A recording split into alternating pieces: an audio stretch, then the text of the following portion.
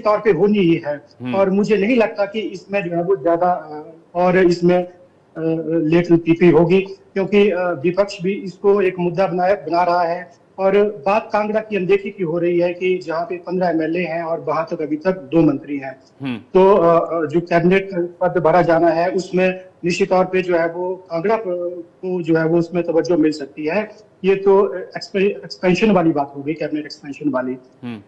दो जो मंत्रियों के ड्रॉप करने की बात की जो चर्चा चली हुई है सियासी गलियारों में, तो देखिए इस पे जो फैसला लेना है वो मुख्यमंत्री को लेना है, हाईकमान को लेना है। लेकिन अभी तक हम देखें कि मुख्यमंत्री जो भी डिसीजन लेते हैं उनका यही उसमें एक तर्क रहता है कि हाईकमान को उन्होंने अवगत कराया है और हाईकमान की मंजूरी के बाद ही जो है वो ये तमाम जो फैसले हैं इस तरह के वो लिए जाते हैं। तो अगर देखिए जो भी मुख्यमंत्री होता है उसकी कोशिश होती है कि जो भी उसका करीबी है वो उसको वहां एडजस्ट करे।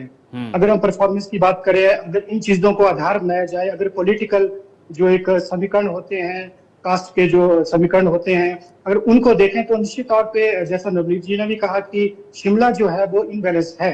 कांगड़ा और शिमला आपस में दोनों को कंपेयर करें, क्योंकि शिमला में आपने शिमला डिस्ट्रिक्ट में ही 3 मंत्री दे दिए हैं और कांगड़ा में सिर्फ 2 मंत्री हैं।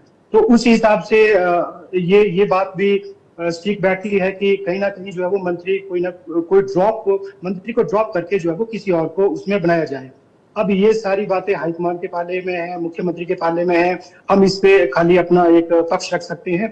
तो जो एक चर्चा चली हुई है कि अगर कास्ट के हिसाब से सामंजस्य बिठाना है तो जो मुख्यमंत्री के करीबी है सीपीएस से भी रिमूव हो गए हैं संजय अवस्थी, तो उनका नाम प्रमुखता से आ रहा है। और निश्चित तौर पे ये होता भी है कि जो मुख्यमंत्री होता है वो अपने करीबी को जगह देता है। तो उस हिसाब से अगर संजय अवस्थी कैबिनेट में जगह बना लेते हैं तो इसमें कोई बड़ी बात नहीं होगी।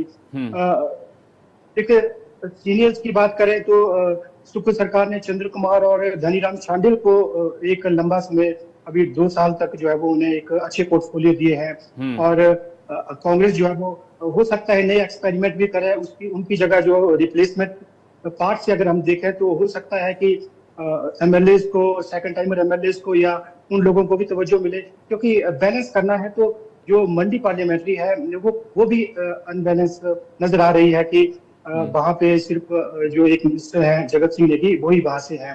तो मंडी को अगर तवज्जो देनी है तो वहां भी जो है वो किसी को जगह मिल सकती है। तो ऐसी तमाम चीजें हैं जिन पे जो है वो चर्चा सियासी गलियारों में हो रही है। अब क्या फैसला लिया जाता है ये ठीक है, अंतिम फैसला तो कांग्रेस को और आला कमान को लेना है, मुख्यमंत्री जी को लेना है। लेकिन एक और चीज है अनुराग, मैं आपसे भी समझना चाहूंगा, क्योंकि 2 साल पूरे हो रहे हैं और जब विक्रमादित्य सिंह से पूछा गया, प्रतिभा सिंह से पूछा गया कार्यक्रम के बारे में, तो उन्होंने कहा कि हमें इस कार्यक्रम की अभी जानकारी नहीं है।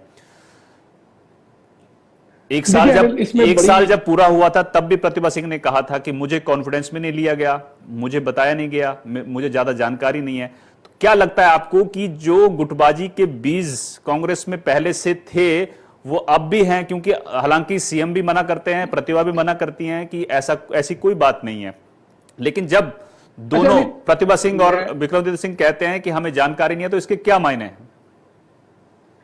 देखिए अनिल, सबसे बड़ी बात, आप अगर ओवरऑल देखोगे तो आप ये रियलाइज करोगे कि 11 मंत्री बनाए और 6 सीपीएस बनाए।